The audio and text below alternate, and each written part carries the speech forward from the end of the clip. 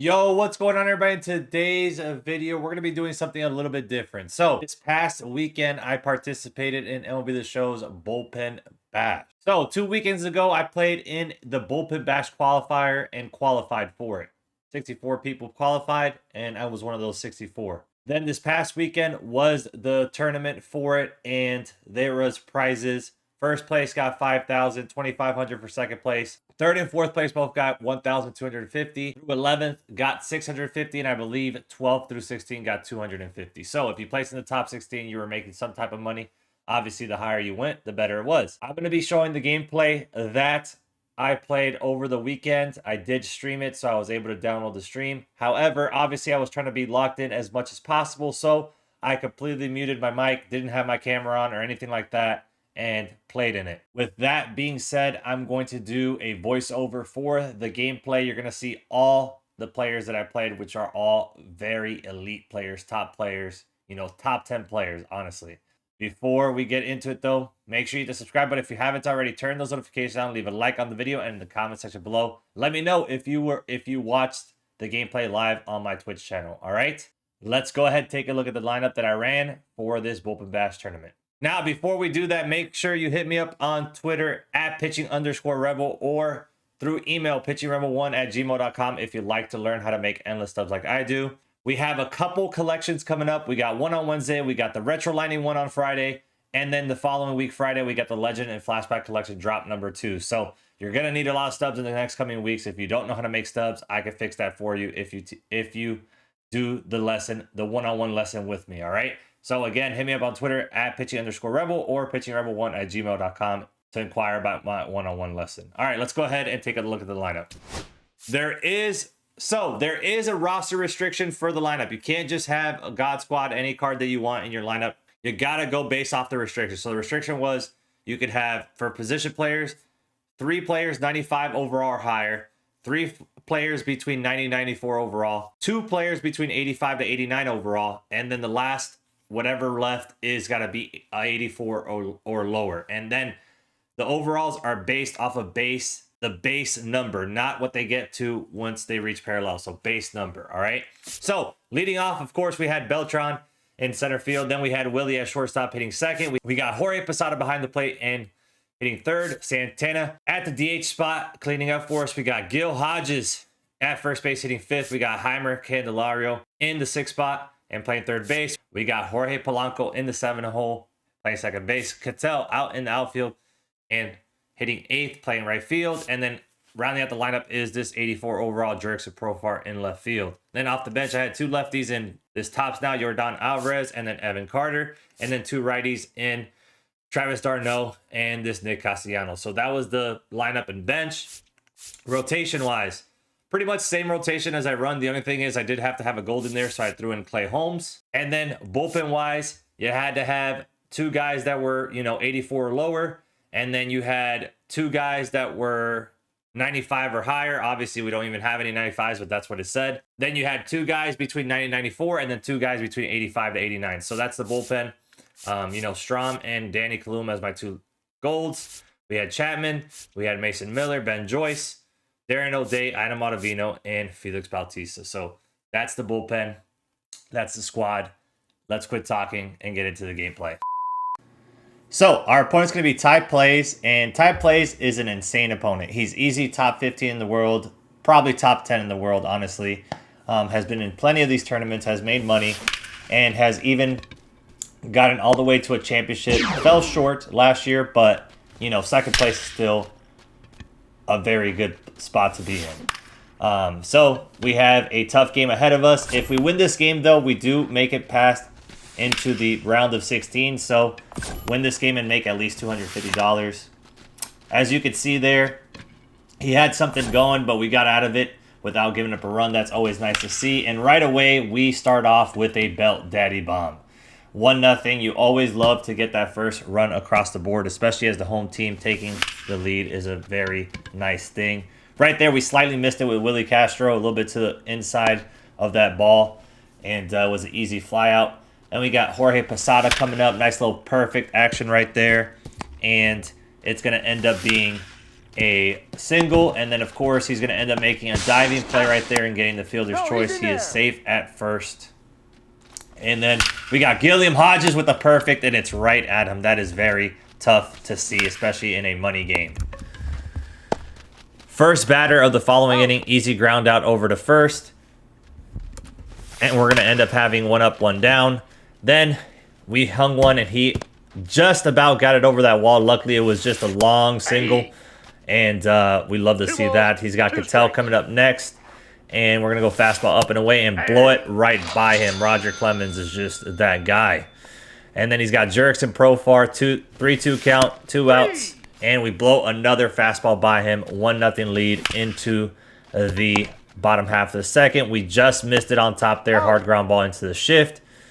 Without a shift, that probably gets through. And then we got Jorge Polanco with the no-doubter, giving us a 2-0 lead. So 2 solo shots so far. You'd love to see that. You're going to see a little bit more of that going forward. Watch. Anyways, we got Cattell Marte Parte, and we missed it. That's a pitch I got to crush. That's definitely not a dot by any means, but I definitely pushed too far inside.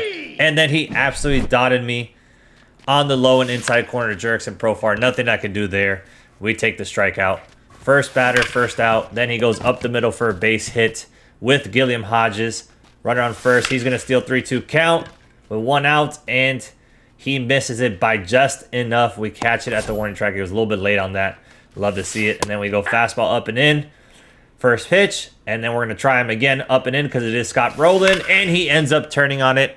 Very good swing there, especially, you know, Scott Rowland does not have a quick swing by any means, so that's why we tried him, and he made us pay for it. So that's what good players do. Tie ball game right there. Base hit by Santana through the shift, and then he's got Santander, 2-2 count here. We're going to go sinker away, and he's going to push it just past diving Willie Castro. First and second with 2 outs. We get lucky. We completely hung that sinker, and he swung through it. He's probably thinking fastball there. And right there, that's a tough start to the inning. Ground ball, we absolutely square up right at the second baseman. Then it hurts more because the very next batter in Willie Castro demolishes one to right center for a no-doubter, and we take a 3-2 lead. Would have been nice if that first ball got through the infield. Would have been 4-2. Missed that with Posada. I definitely missed this fastball. Can't do that, but that fastball is coming in very hot. Luckily, he had the shift on, and we were able to get a double, but it doesn't matter because we rolled it over with Gilliam Hodges. But we do have a 3-2 lead going to the top of the fourth there. Next inning comes up. He starts off with a perfect single, and then Jurickson Profar's up. Line drive to Willie. He actually misses it. Can we turn 2? Nope, not quick enough, so we'll just take the out. Fielder's choice. Now he's got Willie Castro coming up, and he gets that slider inside, but he pushes it to the left side through the gap. That's going to be second and third with 1 out. Gil Hodges hits a weak grounder to second. We'll take the out. Tie ball game again. And now he has Beltran up with the base open. We're going to try to dot this, but I missed my pinpoint, and he's going to end up walking. I bring in Ottavino because Roger Clemens at the point was almost at 100 pitches. He's super in yellow. You can't pitch with guys in yellow, especially in these spots. Luckily, we do get out of it without giving up another run. So tie ball game, and first batter of the inning, Mr. Heimer Candyman with a no-doubter. Great swing right there, giving us a 4-3 lead. We take the lead right back. And then we swung at a terrible pitch there. I mean, Roger Clemens is just tough. So tough because you got to worry about that fastball. And then I don't know what it is about him. He just can't read him. His fastball comes in a lot harder than 100 and 1 and 2. Feels like he has one of those outliers that has like a double outlier on it. And we end up not getting another run that inning. He was just absolutely dotting me. I'm not going to lie. Ty Plays was pitching phenomenally. So 3-4 lead, top of the fifth. He starts off with the base hit, but then right away we get the ground ball double play. That is huge. You love to see that. And then he's got Cattell up. And we just missed a corner apparently. 4-4. He's got Jurickson Profar. I hung one and he didn't miss it. Splits the gap. But luckily, he's got Cattell at first, and he's not going to be able to score here, so we have a chance of getting out the inning without giving up a run. He's going to have Willie Castro up, but he comes through. Perfect single through the 4-hole, and that ball was scorched. 4-4. Luckily, we get out of it without giving up another run. Could have been very bad, but we're going to get out of it, jamming him up with that sinker inside. And as you can see, you know, Roger Clemens is blowing one right by us because that's what he does. He just blows by fastballs. sometimes. And I slightly missed that one. Hard ground ball to the second baseman. I just could not find the hole if I slightly missed it. And then here we did not miss it. Perfect right at him. Our second perfect out of the game. That always hurts. Again, money games, that's going to hurt. And then it ends up being a 1-2-3 inning instead of, you know, something better. But whatever. We bring in Dustin May because I did have quite a bit of innings to go, and there's no restrictions on who you can bring in. You can bring in whoever you wanted, and I brought in Dustin May. And Dustin gets an out right there. He's got Scott rolling up. We get him on the check swing, but it's still in the strike zone. Great pitch. Absolutely dotted on 2-2. And then we try the cutter inside, and he swings through it for strike 3. So 1-2-3 inning for Dustin May. Love to see that. We need to get some runs across the board. Again, another ball I slightly missed, and it's just right at him again. Just can't find a hole. And right there, though, we turn and burn with Gilliam Hodges to give us a 5-4 lead in the bottom of the 6th with 1 out. Let's see if we can get some cooking here. And we're going to try to split the infield, but of course, a diving play. Like I said, I just could not get balls to go through the infield this game. And then we swing at an awful pitch with Jorge Polanco for strike 3. But at least we have a 5-4 lead into the top of the 7th, and we do have the hammer as the home team. We get a strikeout right away to start off the 7th inning. And right there, I completely messed up my pinpoint, and he made me pay for it with an absolute bomb from Jorge Posada, tying the ball game right back up 5-5. And he just missed it there. I'm sure timing was there, but he got a little bit too far under it. Nope, we get the out. He's got his last batter. And I throw a changeup here on 3-1, and that's probably not smart. I needed to go after him because he got the top of the order coming up. But we get him chasing on the cutter once more. Tie ball game. He brings in Darren O'Day, who is still a pain in the ass. He really is. Gets us right there. Another out right there. Jammed him up, and then a rollover. Here comes Beltran. 1-2 count, and we turn on the slider inside, slightly off the plate, but we were all over it. No doubt about that one. We take a 6-5 lead. That's 6 solo shots in the ball game. Here comes Willie Castro, and another solo shot, back-to-back bombs. We're gonna go ahead and take a 7-5 lead. That's probably our biggest lead. Yeah, that was our biggest lead of the ball game. Nope, I'm sorry, I did have a 2-0 lead at one point. So back to a 2-run lead. Our, you know, tying our biggest lead of the ball game there.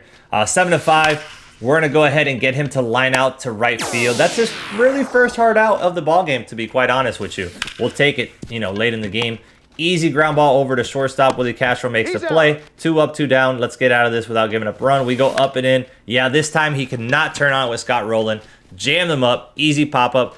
And we're going to have a 7-5 lead into the bottom of the 8th. We need some more runs. Unfortunately, right there, that was not it. Here comes Gilliam Hodges, though. He gets a slider over the plate, and he did not miss it. We're going to go ahead and take a 3-run lead, our biggest lead of the ball game, coming in the bottom of the 8th. That is huge. What a damn swing, especially off O'Day. He brings in the new Felix Bautista. He made me look silly in that first at-bat. Right there, still making me look a little silly. And we got Polanco, though, who gets a fastball up and away. I slightly missed it, but we finally got a ball through to go through the infield. We got Cattell coming up, 0-2 count. He throws a splitter low and in. I'm all over it. Is that going to go and to give us a 10-5 lead? It is not, unfortunately. We got a little bit trolled there. I feel like that could have easily been a bomb. We were on that pitch quite well. But we got a 3-run lead into the top of the 9th. We're going to leave in Dustin May. He's going to get a nice little ground ball to the second baseman. Easy out. And we'll take the first out of the inning. Now we bring in our closer, Darren O'Day, who throws that changeup low in the zone for strike 3. Just looks at it. We go sinker up and away, and he rolls it over to Gilliam Hodges for the easy out. We win it 8-5, securing at least $250 and advancing to the round of 16. So, great ball game there. I got away with some pitches, but honestly, I had some hard outs, 2 perfect outs that game. And we did a thing, though. 8 runs off 8 solo shots that game. So the home runs were working. We were on those pitches, and they were absolutely crushed. You just love to see it. The only one that I was a little questioned about was the last one in Ketel Marte. But you can't complain. You walk away with the W, holding a very good player to 5 runs. That's what Roger Clemens does, the Roger Clemens effect. We get the W in advance. So we get that W in the first game, as you saw, against, again, a really damn good opponent. And now we're off to the round of 16. That'll be in tomorrow's video. So make sure you stay tuned and continue watching the highlights from this past weekend, all right? Anyways, make sure you hit the subscribe button if you haven't already. Turn those notifications on, leave a like on the video, and in the comment section below, let me know if you were able to watch my gameplay live on Twitch this past weekend. All right, thank you guys for watching. I'll catch you next video. Love y'all. Peace.